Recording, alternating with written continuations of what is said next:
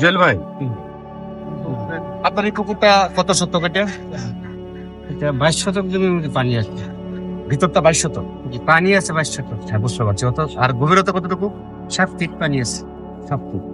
আপনি তো পোনা দিয়েছিলেন, আপনার মাছটা বর্তমান বয়স কত দিন? 6 মাস 9 দিন। 6 মাস 9 দিন। আপনি এখন যে মাছটা বিক্রি করলেন, এটা কি দর বিক্রি করছেন? কয়টা কেজি? 11,415 টাকা কেজি। তো আপনার ওই টোটাল এখানে খাবার গেছে কত টন? 60 টন।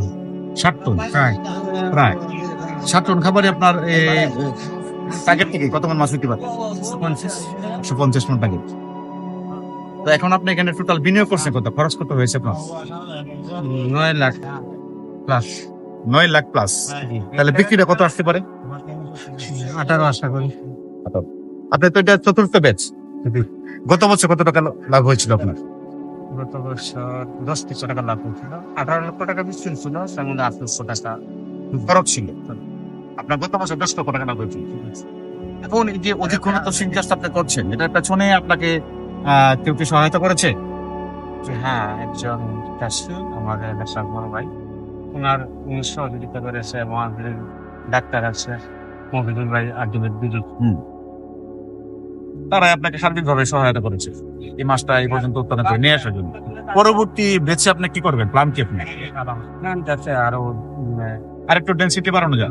একটু দ্রুত চাষ করা যায়, হ্যাঁ। আরো বেশি উৎপাদন হ্যাঁ। করার ব্যবস্থা দেখা গেছে। এটা হলো আপনার পরবর্তী পরিকল্পনা। আপনি তো চাষে যাবেন শীতের পর। জি। শীতের পর পুকুর খনন করে প্রস্তুত করে আবার নতুন করে চাষে যাবে। তো আপনার জন্য শুভকামনা রইল, দোয়া করবেন। হ্যাঁ প্রিয় চাষি ভাইয়েরা, এটা অধিক ঘনত্ব শিং মাছের একটা চাষ পদ্ধতি। এই অধিক ঘনত্ব শিং চাষে অর্ধেকের চেয়ে বেশি লাভ হচ্ছে। এটা যেমন লাভ তেমন কিন্তু লোকসানের ভয় রয়েছে।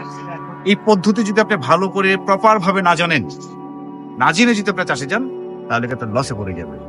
এই জন্য আপনাকে এই চাষ পদ্ধতি সম্পর্কে জানতে হবে, আগাগোড়া ভালো করে বুঝতে হবে, এবং একজন প্রবীণ চাষী যারা এই পর্যন্ত বারবার সফল হয়েছে, এই ধরনের প্রবীণ চাষীর সহায়তা নিয়ে আপনাকে চাষে আসতে হবে।